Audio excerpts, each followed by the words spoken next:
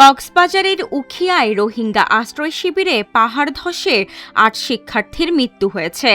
বুধবার দুপুরে টানা ভারী বর্ষণের মধ্যে পাহাড় ধসে একটি লার্নিং সেন্টারের উপর মাটি পড়লে এই ঘটনা ঘটে। এখনও কয়েকজন শিক্ষার্থী মাটি চাপা পড়ে আছে বলে আশঙ্কা করা হচ্ছে।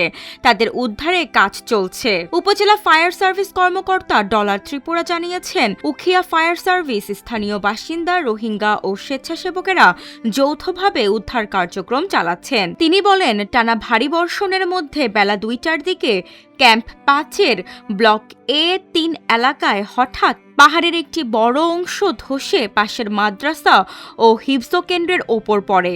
এতে শিক্ষার্থীরা মাটি চাপা পড়ে। কক্সবাজার শরণার্থী ত্রাণ ও প্রত্যাবাসন কমিশনার মোহাম্মদ মিজানুর রহমান জানিয়েছেন, ৮ জন শিক্ষার্থীর মৃতদেহ উদ্ধার করা হয়েছে।